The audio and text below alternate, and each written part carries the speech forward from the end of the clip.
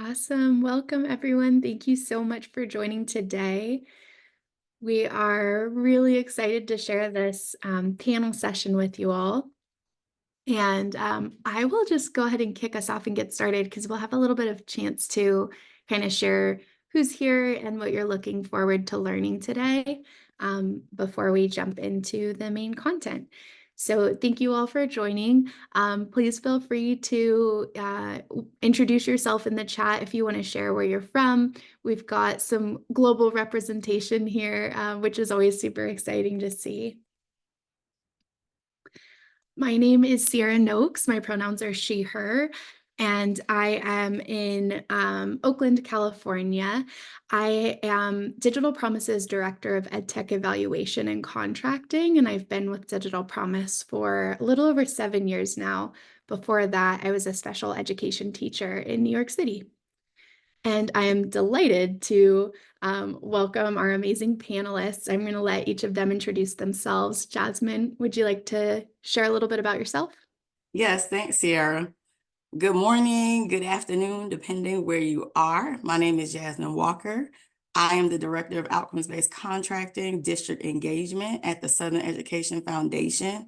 I began my journey with outcomes-based contracting in my former role as the Director of K-12 Mathematics at Duval County Public Schools. And I'm looking forward to starting this conversation with you today about outcomes-based contracting. Emily? Hi, everybody. My name is Emily Wolk. I'm the Executive Director of Research and Evaluation for our school district in Santa Ana, California. We're Santa Ana Unified, which is in Southern California, very close to Disneyland. Jen? Hi, I'm Jennifer Cisneros. I have the privilege of working with Dr. Emily Wolk. I am the Director for Expanded Learning Programs. And for those of you who, depending on where you are regionally, it's also known as before and after school programs, summer programming. So kind of any time outside of the school is the areas that I support. Also in Southern California. Wonderful. Thank you so much. And we wanted to kick it off with a chance for folks to kind of share who you are, what's bringing you to this conversation today. So you can use the QR code, or if you're like me and always forget your phone, there's a Menti link available too. Or you can also just share in the chat. We'd love to hear first question around how do you determine if a service or a platform or a program is a fit for your learning community before you buy it?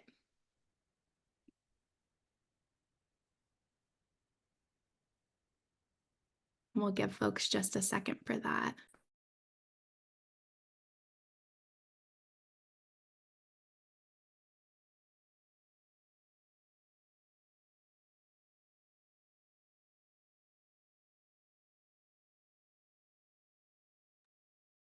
Awesome. And then if you want to click over to the next question, after you've purchased whatever provided service or program, how do you evaluate its impact? And while folks are sharing, I'm going to stop my share to try to get this poll so that we can all see what folks are saying.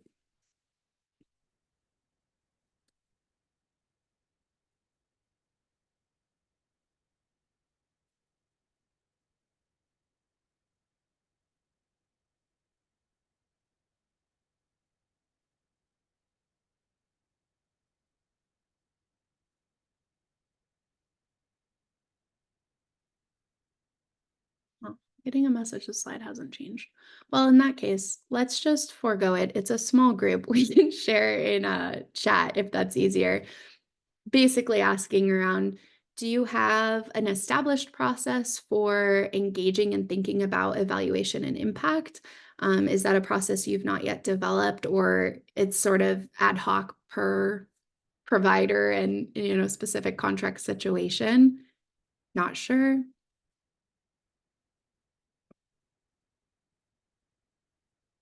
I'll try to figure out the Mentimeter in the meantime.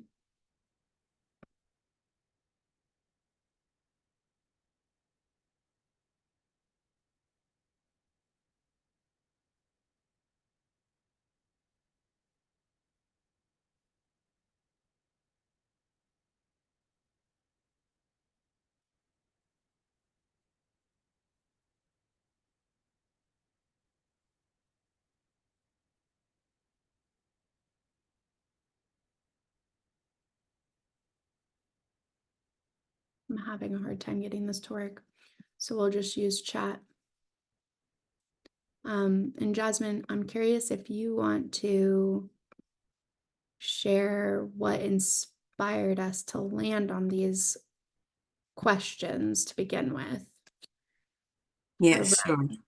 Awesome. So the questions that you all are engaging in this poll, we wanted to provide these questions to help you kind of have a starting point when it comes to reflecting on your current practices as it relates to the procurement of instructional services, platforms, and programs. During the webinar today, we're going to introduce you to outcomes-based contracting as a way to buy outcomes. And we want you to continuously reflect on these questions as we engage in today's session, as we introduce this new way of thinking about contracting. Before we go any further, we'd like for you to watch this short video to hear from one district partner who purchased and is implementing an instructional intervention under an outcomes-based contract, as well as hear from some of their students.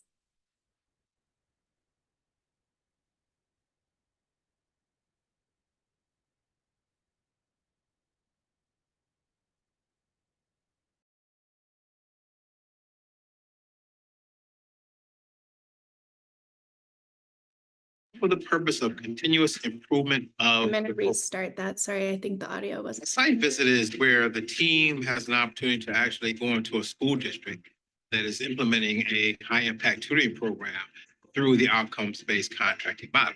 Our team can actually spend time with the teachers, spend time with the providers, spend time with the students, all for the purpose of continuous improvement of the program itself. The purpose of a site visit is to be able to get all the eyes and hands who are working to implement this initiative together in a space where the educators and the students are actually going through the process so that we can provide feedback. We can make any tweaks or adjustments that we need to make to assure that students achieve those results that we are hoping that they will achieve. Something that I've achieved that I'm proud of is growing on my benchmark test and not having to worry about not knowing what to do and the formulas because FPV helped me remember them. What I'm proud of is I'm growing higher and higher each time I take a test, and I'm better understanding the problem that I'm doing in class and on test. I grew the math on my benchmark, made a 4 this time. I felt good and I felt proud. The director of math instruction for the district of the Jackson Public School District. I mean, this woman's commentary on how she sees the benefits of outcomes-based contracting model for her work, which ultimately for the improvement of the students. I mean, I just made me feel so good that something that we're putting out there is not just working for the students, but it's making the job of the teachers and the administrators much easier.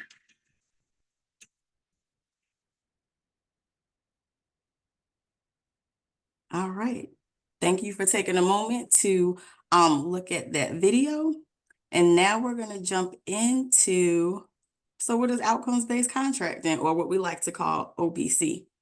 So OBC is a type of contracting that requires that a substantial portion of provider payment be contingent on student outcomes.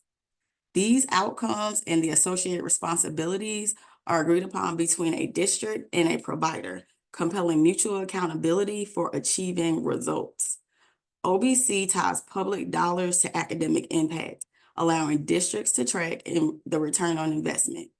Under an OBC, the district sets pricing, building in provider incentive for quality and innovation and service of the outcomes. So what does it take to engage in an OBC? It takes a mindset shift from how much does something cost to how much is it worth. It being student outcomes. It's about willingness to pay. How much are you willing to pay for students to become grade level proficient in reading? How much are you willing to pay for students to make beyond a year's worth of growth in mathematics? It means shifting from buying services to buying outcomes. Let's take a look at this comparison between traditional contracting and OBC. In a traditional contract, payments are tied to inputs and outputs. That means the provider receives payments based on the cost of the product and the service. Under an OBC, providers receive a guaranteed portion of funding called a base payment for services rendered or products, and the remaining portion of the funding is contingent on the achievement of agreed upon student outcomes. In a traditional contract, the district assumes the risk. I'm gonna say that again. In a traditional contract, the district assumes the risk, meaning you pay for services regardless of the results. However, under an OBC, the district and the provider now share the risk.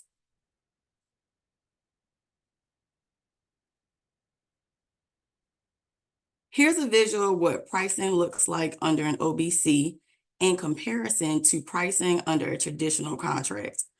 Take a look at that blue bar on the left. That represents a traditional price a district will pay for service delivery. Again, this price is going to be paid regardless of the results. That bar in the middle represents the max potential price a district is willing to pay under an OBC. Notice I keep saying willing to pay. This includes a base payment for services rendered or products such as licensing, if we're talking about EdTech, as well as the maximum amount they're willing to pay for each outcome up to their total budget, which is represented by that red dotted line at the top.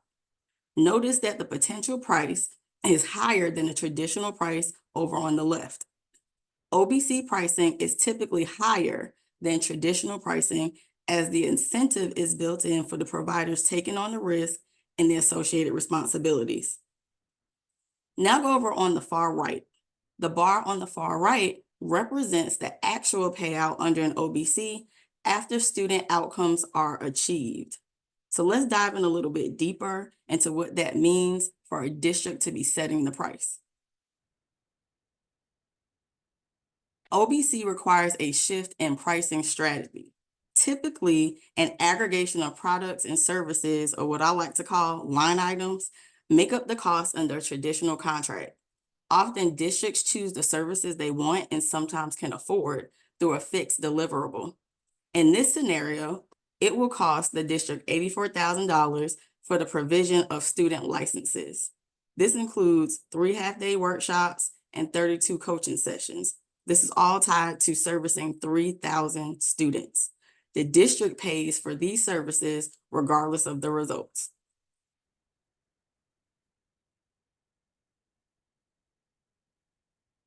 Let's take a look at what OBC pricing will look like for this EdTech instructional service, where we no longer have a payment tied to just licenses and workshops, but rather we tie payment to the provision of licenses as well as students reaching outcomes. This means a shift from a la carte pricing to an all-inclusive pricing model. You can see in this example that there is a growth outcome that makes up 20% of the total budget and pays $17 per student for a total outcome payment of up to $20,000. There is also a phonics outcome. This pays $13 per student for a max of $20,000. When you combine these two outcome payments with the base payment of $60,000, we can see that the total contract value would be up to $100,000. If you remember, in that traditional EdTech sample I showed you on the previous slide, the total was $84,000 for service delivery for the 3,000 students.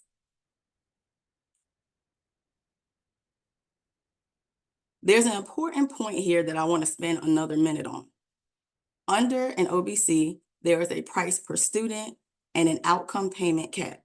In our example, you can see that the price per student for this outcome is $17, and there's a max payment of $20,000 on this outcome. That means that the district will pay $17 for each student up to 1,125 students that meet that high-level growth outcome. You might ask, why can't the provider get paid that amount for all 3,000 students? That's a good question, and there are several reasons for that. The first is that we know not all students will reach that target. Don't get me wrong. Of course, I want them to. You want them to. But we know that's virtually impossible. So the district uses historical data to determine how many students they anticipate will reach this goal as a guide for determining the rigorous student level academic goal for the future. The second is that we want there to be an upside risk for providers as well. Remember, I said this is shifting that responsibility from just the district to now being a shared responsibility and risk for both the district and provider. A district could pay out the same amount per student, which in this case would be about $7 per student. That would be $20,000 divided by 3,000. But that brings us back to the traditional model where we are paying only for service delivery and not paying on outcomes. And because not all of the payments are guaranteed under this model, we want there to be opportunities for the provider to be paid for going above and beyond and supporting students to reach rigorous goals. Now that I've shared a little bit about the what, the why, and the how of OBC, let's hear from our partners at Santa Ana Unified School District about how they leverage outcomes-based contracting in their district. Emily? Hi, everybody. Thank you, Jasmine.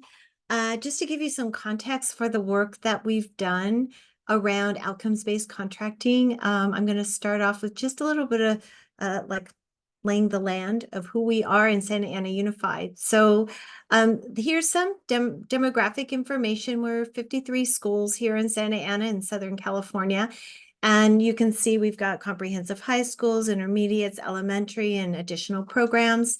I think probably what makes us really different is not necessarily reflected in these numbers like all the districts that, they are. The flavor of Santa Ana is not necessarily captured in this. We are very connected to Latino heritage. We are a strong community. We have 96% Latinx students and families in Santa Ana Unified School District. 73.4% free and reduced lunch, and we have about 42% English learners as well.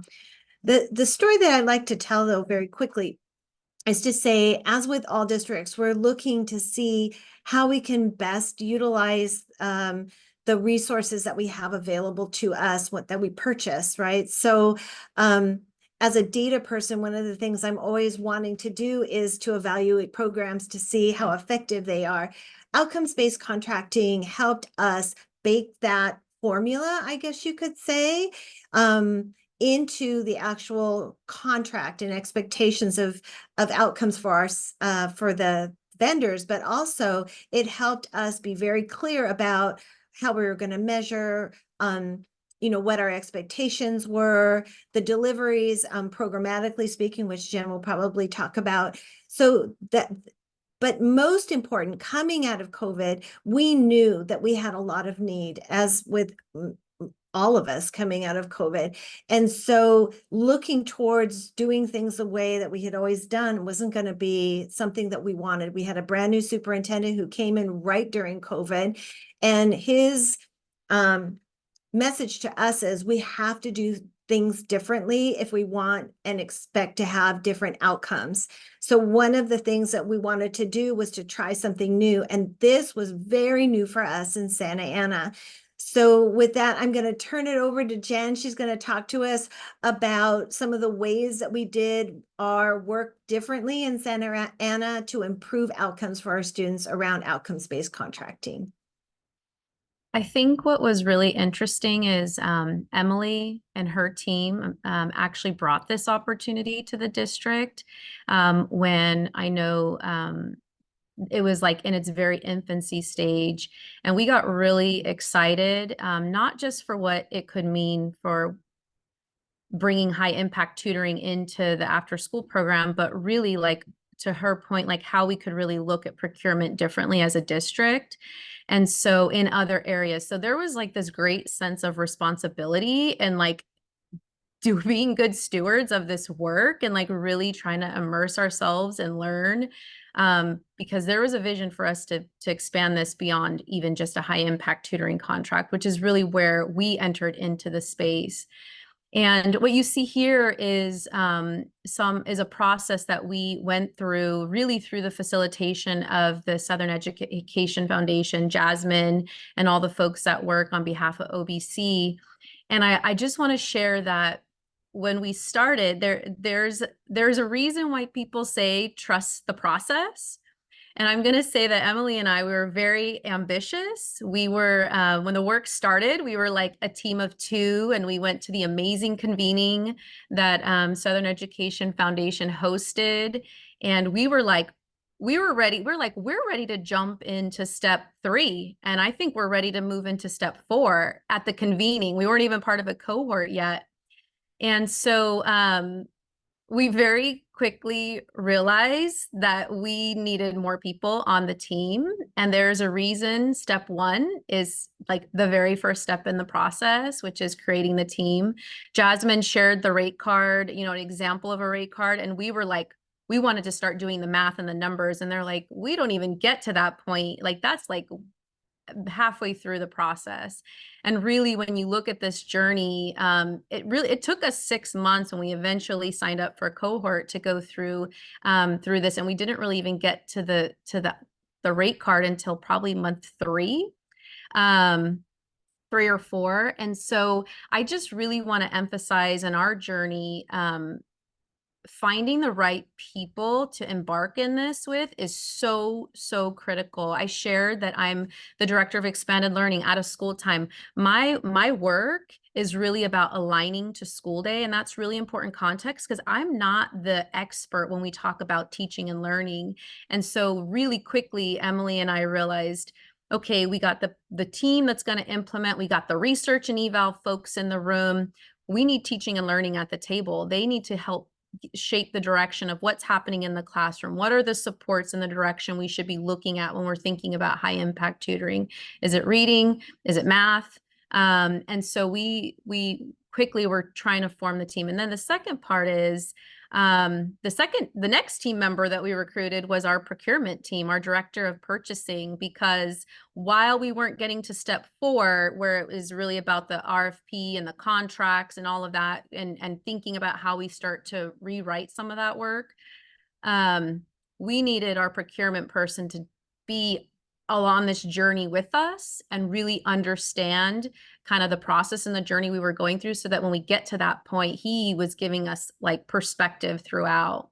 And then we really needed someone at the cabinet level in our executive leadership to be championing this work and making sure that the support was there from our executive leaders. And so we had a member on our team who was part of the cabinet level and was staying apprised of the work and reporting back. And so I always advise people who are thinking about going on this journey, you're going to want to know all the things about how do I decide what outcomes to use? You're going to get there, and you have to we had to trust the process. Emily and I, it was kind of this false start in the sense that we're like, we're ready to launch. We can do this. We'll be done. You know, I think it was like September. We'll have this going and tutoring happening in January. And we didn't start our cohort till January. And so we really took the time to formulate who the team was going to be. And I think that's so critical. And so just as you're thinking about that, really my advice is to start thinking about who those folks are. The other thing, so we just wrapped up our first cohort of students that went through high impact tutoring. I will tell you, there were many, many, many lessons learned. I think we did our last round of testing for our outcomes for all our metrics like last week. And so we're like anxiously waiting to see like where do we land in terms of the outcomes and the impact on students. If someone can go to the next slide, just to share kind of some of the students. This is kind of where we're at. I will tell you, we really worked to engage our families to be part of this like experience for the students. And we had a huge celebration. You can see in the bottom right corner, the students got to have this mobile book library come, and they got to pick out books, and they had games and activities and an award ceremony for them to, you know, acknowledge their time and effort, and just really trying to make it very meaningful for the students who went through the tutoring. But the thing is, part of step 5, you know, you're launching the services, but you're kind of going through this, okay, now we got to think about quality improvement. How do we start to think about our next phase? In the middle of tutoring, we relaunched a new RFP because there were some things that we realized in the initial, there was gaps that were identified, language that we needed to enhance. And Jasmine and her team were amazing in kind of coaching us through that process and giving us some outside perspective and some things to think about. There was some feedback from our research and eval team. And so now we feel even more prepared and excited about our launch that's coming in the fall for our next round of tutoring. And we're really ambitious. Our goal is to serve 1,500 students in the first half of the year and another 1,500 students in the second half. And so we're really excited about that. I will say, you know, when I talked about our district and kind of when this conversation started around OBC and how do we start on the journey, our goal as a district is to expand this into other areas, and we were really excited when OBC announced that they were doing some feasibility work around the EdTech space, because that was one of the areas that our district had identified as wanting to leverage OBC. There's so many EdTech partners that we have, and being able to measure the impact of those services is really critical. And as we're thinking about this ESSER cliff that people are talking about. And recently I just heard it as an ESSER sunset. Really thinking about how do we be smart about investing our resources and our dollars to have the most impact. And so, I'm excited to share. I'm going to transition it over to Jasmine. I know she's going to talk a little bit more about the EdTech work and space, but I'm excited that we are part of that cohort and journey along OBC and SEF. Thanks, Jennifer. So where did our work start and where are we now? Before we even launched the first group of districts, there was a year-long feasibility project conducted out of CPR at Harvard. Our work in districts launched in the fall of 2021 at the Southern Education Foundation, and we are now working in 15 districts across the country, which collectively serve 770,000 students, 74% whom are students of color. Our first cohort of districts kicked off in 2022 for high impact tutoring, and followed by our second cohort in 2023, which was also focused on high impact tutoring. And then in spring 2024, we launched our first cohort of districts seeking to procure EdTech instructional interventions under an OBC. So Jennifer mentioned this a few minutes ago.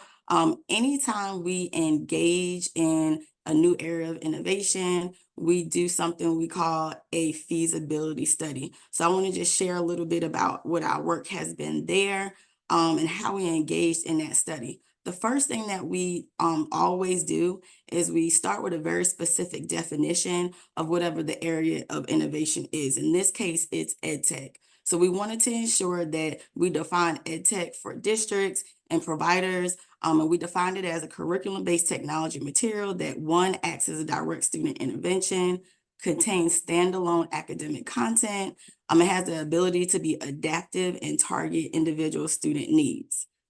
After that, we spoke with districts, providers, 7 districts across the United States, from all the different corners, from urban to suburban to our rural districts, large districts, small districts. When it comes to the providers, we talk to the for-profits, the nonprofits, people that were just starting up, people with single products and full suites. Out of that EdTech feasibility study, we got a couple of key findings that came about. And their cross-cutting recommendations that came out of the study were that OBC generally is not just viable, but beneficial in the EdTech space. Both districts and providers were not only enthusiastic, but excited about the idea of pursuing outcomes-based contracts. The most critical recommendation, though, for successful OBCs is the creation of mutual accountability mechanisms. And I know I mentioned that earlier when I talked about the fact that districts and providers would be sharing the risk and the responsibility. What that means is they must develop accountability mechanisms that ensure increased provider support and district monitoring of product implementation. These accountability mechanisms help to create that environment in which implementation fidelity is prioritized and thus more likely to occur. The other recommendation that came out was the shift in pricing model that I shared earlier, from the a la carte to the all-inclusive. This supports successful OBCs as well. When districts buy services and licenses a la carte, they are not purchasing an outcome that makes a meaningful difference for students. Inclusive pricing sets districts up for success by establishing the conditions for strong implementation that lead to results. Even with like evidence-based interventions, there's still a lot of skepticism about the effectiveness of the EdTech interventions, and they certainly won't work if we're not establishing the conditions for success upfront, meaning making it part of that contract that makes that contract sticky. Two other recommendations relate to intentionality. First, districts need to be very clear about the student population they are targeting and what outcomes they want to achieve for those students. Then districts should leverage this clarity to focus on selecting a smaller number of products that support these goals and implementing them with fidelity and in alignment with their core curricular to drive those outcomes. This focused investment will create room in the budget for districts to pay more for the outcomes they truly value, and they will be able to make good use of a smaller portfolio of tools and products, especially with that ESSER sunset, if you will, being upon us. So we've recently released 2 new resources to support districts with procuring EdTech products and services under an outcomes-based model. We did this with the support of our product line exploration, the EdTech feasibility study, and the working group, which included both providers and district leaders. Something else we did was we tapped in to our strategic partners and resources, which included Innovate EDU, Project Unicorn Steering Committee, ISTE, and Digital Promise, to inform us about the best practices in EdTech implementation and those product validations. We also consulted the U.S. Department of Education's NETP plan, the new one that came out in 2024, to ensure we were in alignment with the federal government as well and what their priorities were. So, if you are interested in learning more about this work, our website includes a variety of resources to support you, from EdTech work all the way through high impact tutoring. You can access these resources by scanning this QR code or through the link that we're dropping in the chat.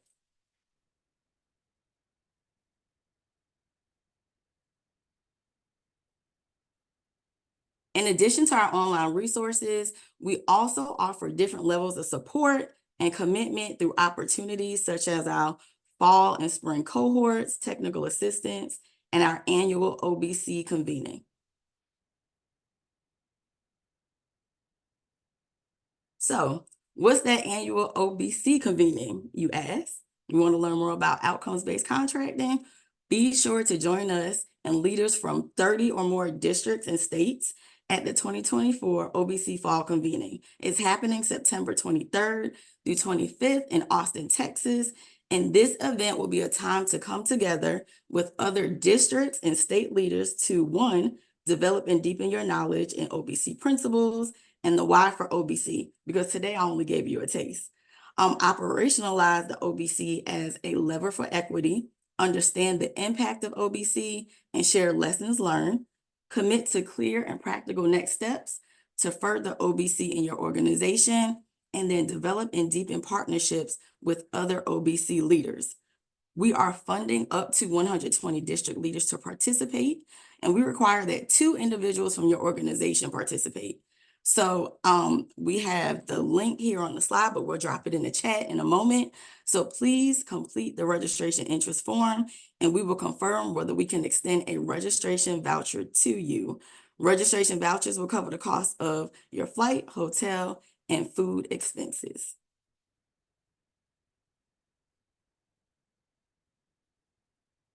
So we want to thank you for joining us and share our contact information so we can stay connected. So grab your cell phone, take a picture of this slide that you see here so you can capture our contact information, but don't leave just yet because we have a little bit more to share. All right, so before we end today's session, we want to give you the opportunity to ask some questions, as well as we'll answer some questions that have come through in the chat already. So feel free to drop your questions using that Q&A button that you see at the bottom of your screen. You could drop some in the chat, or you can even raise your hand and ask to be unmuted.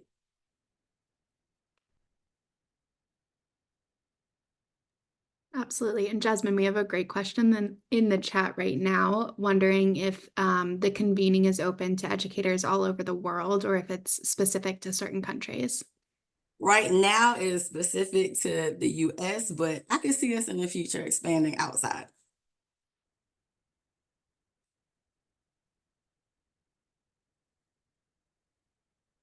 All right, so one question that I see in the Q&A, it said, would leaders who are founders of schools that will open next year be eligible to be funded for the convening? That would be like an offline question that I'll be able to answer. Jocelyn, if you can drop your email in the chat, I will reach out to you directly so we can have further conversation about your question. Another question is, for educational institutions in rural communities, are they allowed? Yes. Educational institutions in rural areas are definitely allowed, but let me say this. In order to make the change in your system under OBC, oftentimes it requires a lot of resources, meaning people, in order to do that. So we do have different ways that we could provide support. You may not be able to implement OBC fully, but there are definitely elements of outcomes-based contracting that you can start to implement in order to make that change that you need in your institution.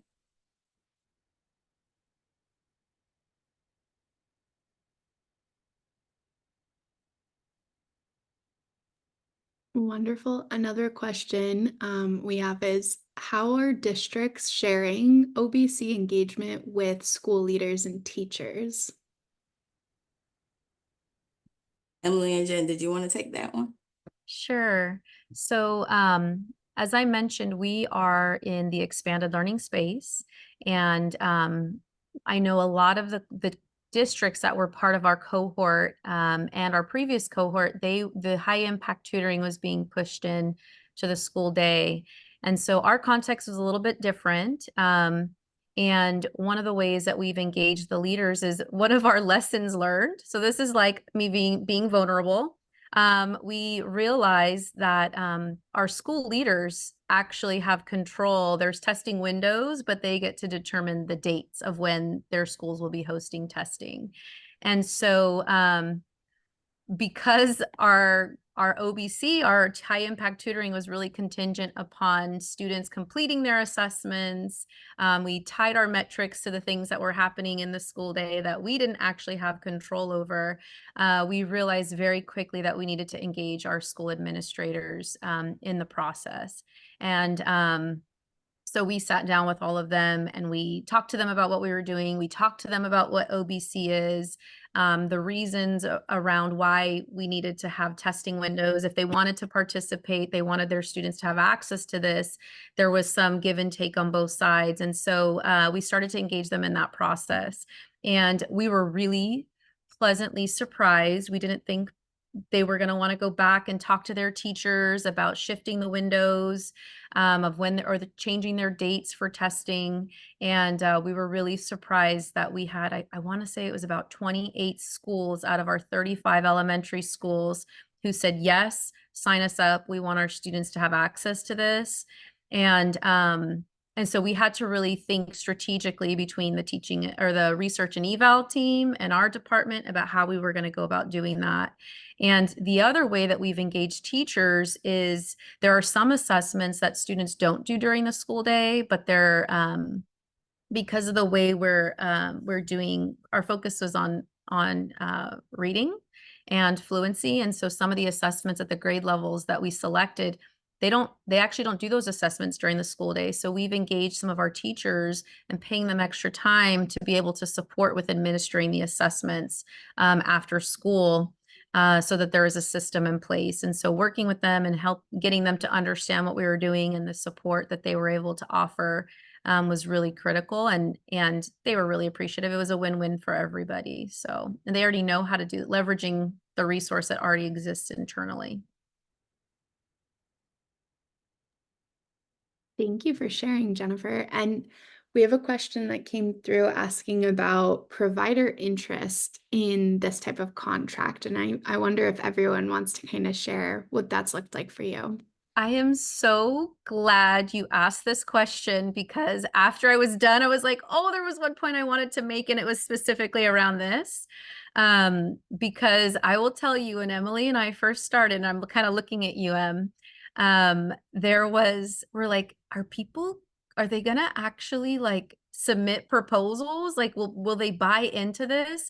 We had over 20 providers in our first round of implementation. Like, we were just blown away at the response. And I mentioned earlier, we just had released another round of our RFP with some additions and changes, and we had 21 providers respond to that RFP. And so they show up, and Jasmine, I'm sure you have another broader national perspective around that.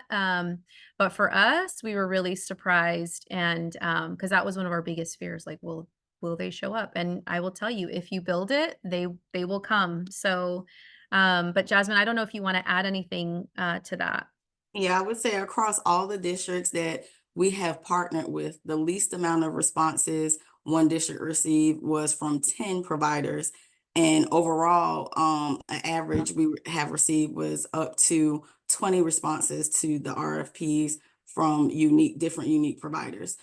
So providers are responding as a result of the provider interest that has started to kick up. In September, we'll also be launching our first provider summit. So providers will be able to come join us and learn about outcomes-based contracting as well. So as districts are approaching them, they're knowledgeable about what outcomes-based contracting is. And also there are providers that are already beginning to say that their business model is shifting toward outcomes-based contracting. So they want to be knowledgeable so that they can begin to engage and approach districts about outcomes-based contracting as well. I just want to say I've never seen our purchasing director so happy. I ran over after the RFP was released, and he said, "Oh my gosh, I can't believe how many vendors are interested in this." So it was really encouraging, because you throw a party, but you don't know who's going to show up. And it was really the proofs, in the pudding itself, when people are interested and they want to. The part from the vendor perspective, which I really appreciated, is that they too are seeking that mutual relationship. And also, it's not just on them to provide these outcomes. We on our side have our responsibilities as well. So we're monitoring the data on our side. We're creating dashboards to help that process, and also for payment, and I know Jen, they're having regular conversation with the vendors too. So there's a sense of mutual responsibility that I do think it just feels very different than the traditional, paying for services. One thing I will advise, because I think this is a lesson learned, and I'm not sure how everybody else is, depending on your state, we have certain rules and regulations around our bidding process. And so we have to be very careful about how we answer questions, how we respond. And OBC is so new to us, and we didn't realize that maybe it was still a newer concept to some vendors. And so we, in our second round of the RFP, we really made sure through our bidders conference, so during the process, that we really made sure people understood what OBC was, because that was a gap that we had identified in the previous. There was kind of an assumption that people would read it, they would understand, and we realized through the process that they didn't fully. And so then we thought, okay, maybe we're going to have people drop off now that we're adding this to our process, and being really clear, even more clear about what it is that we're looking for and what we're asking and expecting. And we still had the same number of folks turn up, and we had really good questions that came from it, which led us to understand that people were understanding what we were expecting and asking for when you're submitting a proposal. So I just encourage you to really think about that entire process. That's such great advice. And it's so interesting to see the provider push. Like there seems to be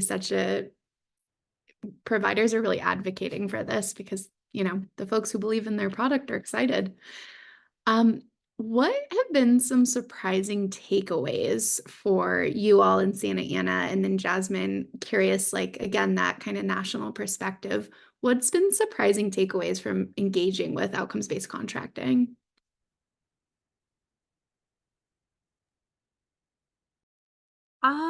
I think the relationship, like the working dynamics, because we brought such a diverse group of folks together that we don't really work in spaces a lot. Like there is a deeper understanding of like each other's work. And so I know, Jasmine, you every time you share your example of like, I didn't know who the procurement person was in my district, like it kind of is in that same vein. And I'll let you kind of share that if you want to, but I think that's one, is like it changes the way we now engage and work together on other projects within the district and other initiatives that we have. There's like a different dynamic and relationship there. And I think, like, I'll speak for my team going through the implementation phase of it all, because there's this thing that happens with a core set of people, but then it has to go to the implementation team, which is not always the same team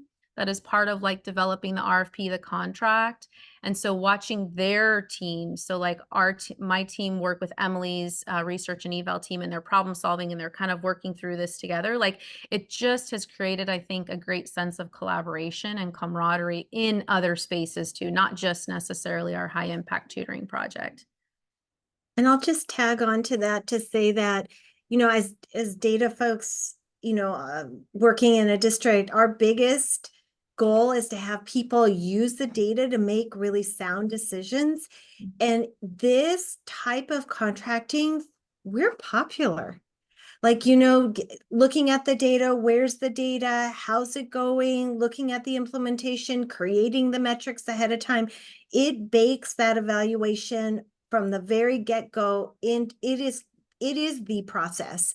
So it makes us very happy to see people like Jen's team really using the data to monitor how students are doing, talking ongoing with the vendors, making the tweaks and adjustments that need to, and then looking at the results when it's all done. So from our perspective, it's really great work.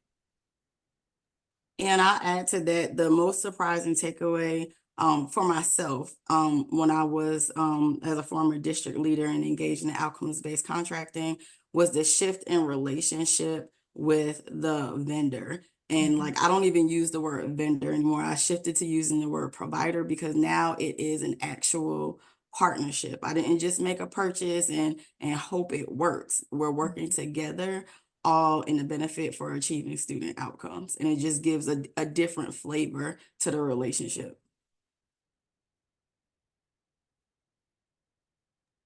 It's really powerful. Thank you for sharing. Looking at the time and kind of thinking about getting to the closing here, if you were a district who's just hearing about this for the first time, what's one kind of piece of advice you would give them to figure out what the first step is that they would want to take to move forward? I'll start. You're probably going to say what I'm going to say. The piece of advice that I want you to walk away with from this webinar today is buy outcomes, not services. Let's shift our mindset on focusing on what really matters the most, which is those student outcomes. My piece of advice would be to go to this convening, because that's where Emily and I really, we had very high understanding of like OBC, very, very high. And when we went to the convening, that's when things started to fall into place, and our understanding about how to even start thinking about approaching the work, I think, started to form. And not just going, but making sure you do. I know Jasmine said there's a minimum of like 2 people. I wish the first time that Emily and I went, our purchasing person was there, our teaching and learning person was there. So I know that's step 1, and they'll help you through that process. Not that you need them for the convening, but I think getting people to start thinking about what that mindset shift that Jasmine was talking about can really start at the convening. Thanks, Jen. So what's your call to action? District leaders, they're on this call with us. I'm talking about superintendents, deputies, chief academic officers, CFOs, and other district level decision-making folks. Complete this interest form. We'll drop that link in the chat right now so you can secure your spot at the fall convening today. The seats are limited, and we will fund the cost of travel and hotel accommodations for up to 2 district leaders. I hope to see you there. And at this time, I'll hand it back to Sierra. Awesome. Thank you so much. I just dropped the link. And for folks who are watching this recording, Jasmine, should they go to the outcomes-based contracting website? Yes, and we'll drop that website link in the chat now.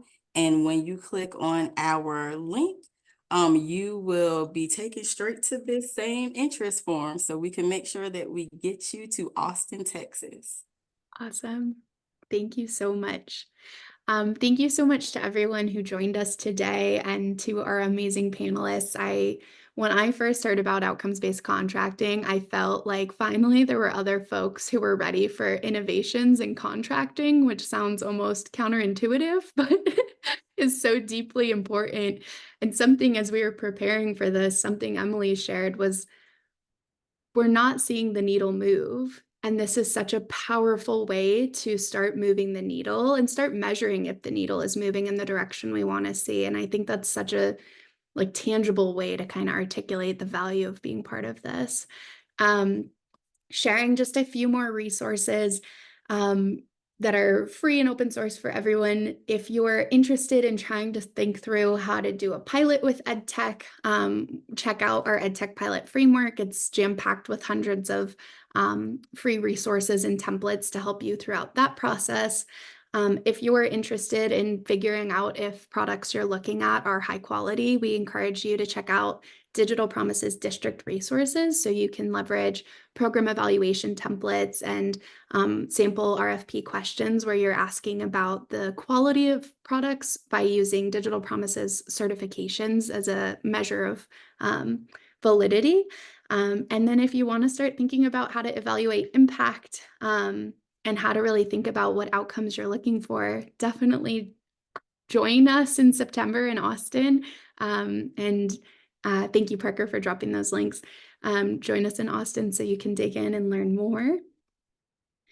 For our league members who are joining us today, take a look at the League Opportunities Hub so you can stay engaged and involved in the awesome work that's going on here. And this adorable Dino QR code will bring you to the Center for Inclusive Innovation so you can get involved with some powerful research and co-design opportunities. And I think that's all for me. So thank you so much, everyone, for joining. We can stay on for a few more minutes if anyone wants to drop questions.